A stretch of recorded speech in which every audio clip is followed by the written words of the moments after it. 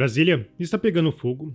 Moraes censurou a Folha e parlamentares dão a resposta. Na verdade, se não tivesse os ministros que descumprem a lei orgânica da magistratura, manifestando-se sobre o processo, dando opinião, sendo comentarista, não precisava fazer isso aqui. Mas tem que tornar crime mesmo. Ministro do Supremo Tribunal Federal não tem que ser comentarista, deputado Sósteres. Eu sou Marcelo Pontes e este é o Verdade Política, um canal que busca revelar o filme preto e branco da nossa política.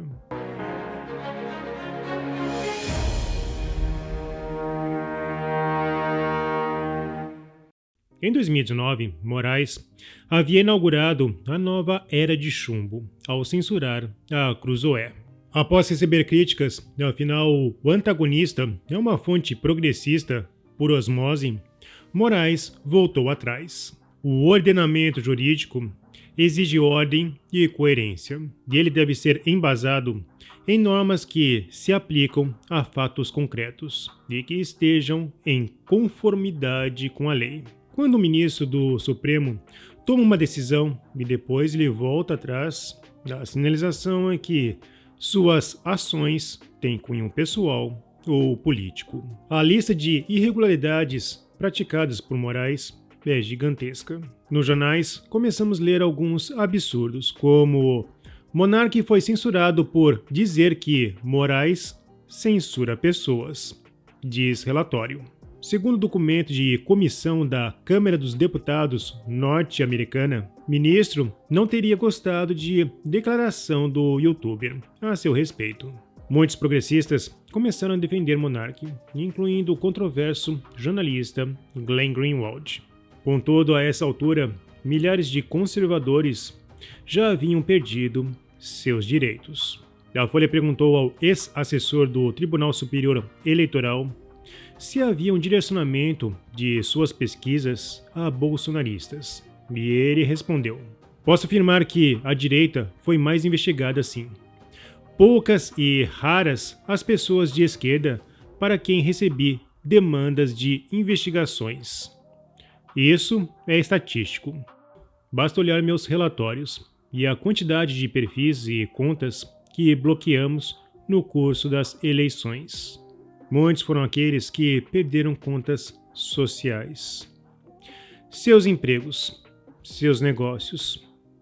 Também tivemos bloqueio de contas bancárias, intimidação, e um homem sem julgamento morreu na cadeia. Bom, a lista de ataques é enorme e talvez um dia Moraes venha responder por crimes contra a humanidade. Porém, atualmente, o sistema lhe apoia. E por isso, ele continuará como Napoleão. No dia de ontem, a Folha publicou uma entrevista com Felipe Martins, outra vítima dos erros do juiz. A inocente ou cega Folha, que acordou um tanto sonada, publicou: Moraes censura a entrevista da Folha com o ex-assessor de Bolsonaro. Ministro do STF afirma que Felipe Martins não pode se comunicar com outros investigados por trama golpista. No passado, Moraes havia criado o flagrante na forma de vídeo, só para prender o deputado Daniel Silveira. Agora, ele inovou novamente. Moraes alegou que a entrevista viola uma das condições colocadas para a soltura de Martins. Segundo ele, a sua loucura, não pode haver comunicação com os demais investigados pelo suposto golpe de Estado.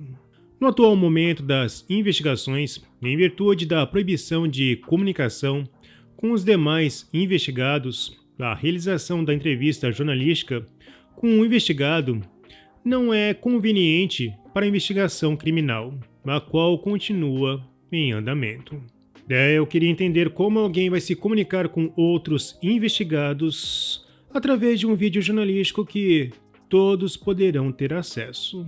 Sobre essa estranha e elástica interpretação, Marcília afirmou: 1. Importante mencionar que o pedido de entrevista foi formal.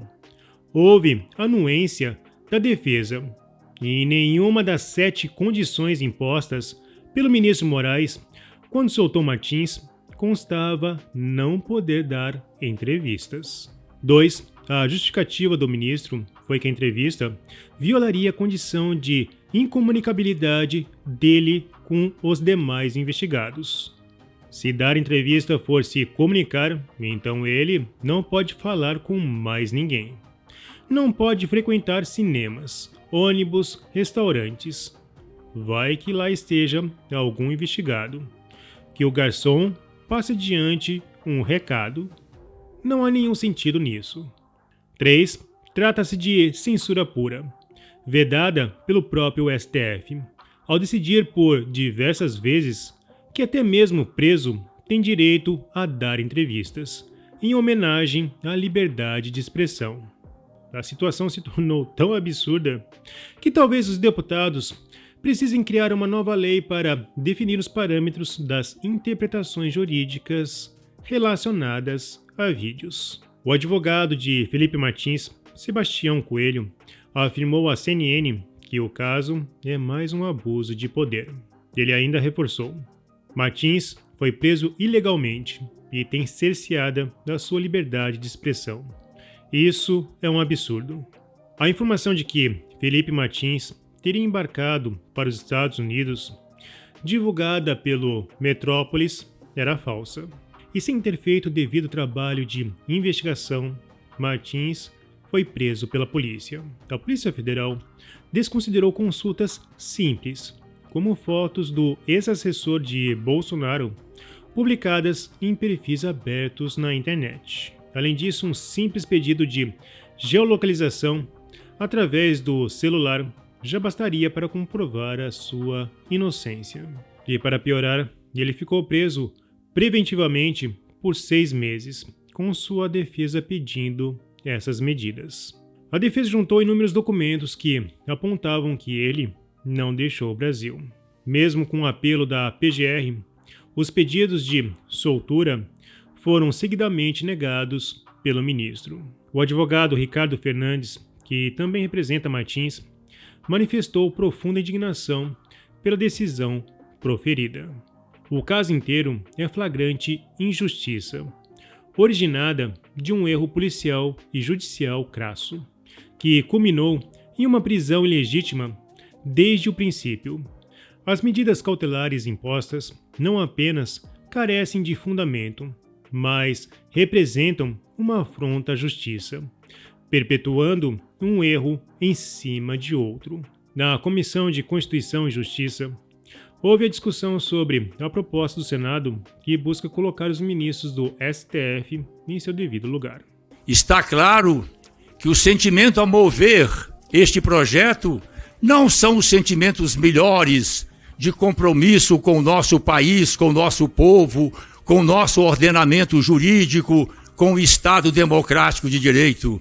Ele lateralizou os argumentos falando de coisas que não são especificamente a PEC 8, que trata de decisões monocráticas do Supremo Tribunal Federal. Ele acabou confundindo e até pessoalizando de que supostamente isso atentaria com a democracia e com a nossa república, sendo que o projeto fala exatamente o contrário, porque ele retira o poder individual de um único ministro, passando, por exemplo, que essa decisão deva ser feita pelo colegiado. Nós entendemos que essa é uma sessão da vingança, da vindita, mera reação à suspensão, já objeto de acordo entre os 3 poderes, das emendas parlamentares. Não é assim que se legisla, não é assim que se avança no arcabouço jurídico desse país. E quando fala de que o legislativo está se colocando e intervindo no judiciário, eu acho que ele esqueceu do que está acontecendo no Brasil. Porque é o contrário que está acontecendo. É o judiciário que está fazendo o papel do legislativo. Senhora presidente, eu estou vendo aqui os agentes comunitários de saúde, todos ávidos por aprovação da sua PEC, e eu me lembro dos enfermeiros, senhora presidente. E Congresso todo, Câmara e Senado, votaram a favor, e um ministro só derrubou tudo. Não pode ser isso. E outra, o deputado Chico Alencar me convenceu mais ainda de votar a favor dessa PEC, porque quando ele diz que a a legitimidade fica enfraquecida unicamente pelos deputados estarem fora, imagine um ministro só derrubar o que o Congresso todo faz. Muito obrigado. A abordagem do colegiado demora um pouco mais de tempo e isso pode inviabilizar o acesso a direitos. É sobre isso que fala o ministro Patrus Ananias. Porque no ódio que alguns aqui nutrem ao Supremo, podem estar atacando o Poder Judiciário e inviabilizando o acesso a direitos. Que em uma única canetada, um único ministro de um tribunal constitucional defina que todo aquele trâmite não merece ter, na promulgação da lei ou da emenda constitucional, a validade que os representantes do povo não só esperam que tenham, como votaram para que tivesse. Advogar que apenas um ministro do Supremo Tribunal Federal possa desfazer uma decisão de um colegiado tão grande e representativo e mais democrático é, isso sim, senhora presidente, atentar contra a própria democracia.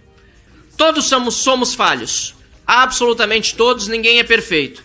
E depositar na mão de uma única pessoa, de um único ministro do Supremo Tribunal Federal, ou de quem quer que seja, a confiança de que esta única pessoa tem mais condições de decidir sobre a constitucionalidade de uma lei ou de um ato de um presidente do poder é, repito, mais uma vez, por mais duro que possa parecer, atentar contra o próprio conceito de democracia e de equilíbrio entre os poderes.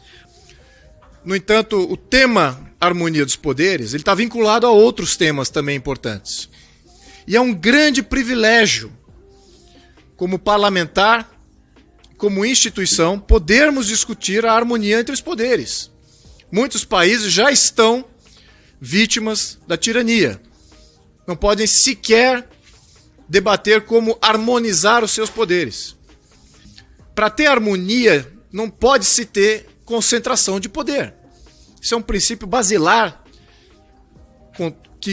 da tirania, concentração de poder. E é basilar, contrário ao Estado de Direito. Então nós temos que debater sempre se está acontecendo concentração de poder ou não. Também, quando se discute a harmonia, não se pode aceitar a subordinação. Esse princípio que está sendo violado aqui, patentemente, em função da nossa não discussão da harmonia dos poderes.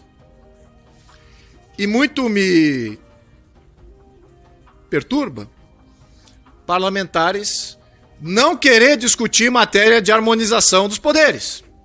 Agora, apreciar essa matéria nesse contexto, nessa celeridade, nessa pressa, mal disfarça ou não disfarça o desejo de reagir, responder, retaliar, mostrar para o Supremo quem manda mais. Não é por aí que a gente faz a melhor lei. Eu não me lembro de ter ido alguma vez na minha vida votar para algum ministro do Supremo. Se quiserem ter poder político, então vamos mudar e vamos fazer eleições para ministro do Supremo. E sobre retaliação, não tem nada de retaliação. É o certo. Agora, claro, tem deputado do PSOL que se gaba e fala no microfone dizendo que pode aprovar essa lei, porque nós vamos derrubá-la no STF. Então vocês deveriam concorrer para ministro do STF e não para deputado, para ficar passando pano para ministro do STF. A Constituição afirma que é necessário que haja separação e harmonia entre os poderes. Não existe democracia sem corte constitucional autônoma, que tem uma natureza contramajoritária, que não deve se submeter ao senso comum. E o ódio que nutre o coração de alguns parlamentares ligado ao revanchismo é um desserviço à democracia. Na verdade, se não tivesse ministros que descumprem a lei orgânica da magistratura, manifestando-se sobre o processo, dando opinião, sendo comentarista, não precisava fazer isso aqui. Mas tem que tornar crime mesmo. Ministro do Supremo Tribunal Federal não tem que ser comentarista, deputado Sócios. Ministro do Supremo Tribunal Federal tem que ser cego diante das partes e deve olhar o que está nos autos e julgar de acordo com o que diz a Constituição. Hoje a gente vê o completo inverso. E não é um, não é dois. A corte inteira tem feito dessa forma. Então, colocar, dentre outras coisas que essa inovação legislativa faz, dentre os crimes de responsabilidade, a manifestação de opinião sobre o processo como crime de responsabilidade é urgente, passou da hora, não tem nada de retaliação, muito antes pelo contrário, aqui nós estamos até atrasados. Para ganhar tempo, parlamentares governistas pediram vistas a 2 projetos e 2 PECs que atingem o judiciário. Caroline de Toni, que está à frente da CCJ, falou à imprensa sobre essa manobra. Então, o que houve foram pedidos de vistas por parte dos membros da esquerda, que é regimental. Como não teremos sessões suficientes nessa semana, acredito que só retornaremos essa discussão em setembro. Entendemos que a tendência é aprovar a admissibilidade das propostas. Os parlamentares também aprovaram um convite para Tagliaferro explicar as investigações paralelas do TSE. O cerco está se fechando e fica claro que Moraes está nervoso, pois a cada dia ele promove um novo tropeço. E quanto mais pressão ele enfrentar, mais erros irá cometer, conduzindo inevitavelmente ao impeachment. Bom, e os parlamentares precisam abrir esse precedente, para que assim os poderes voltem a desfrutar de uma verdadeira harmonia.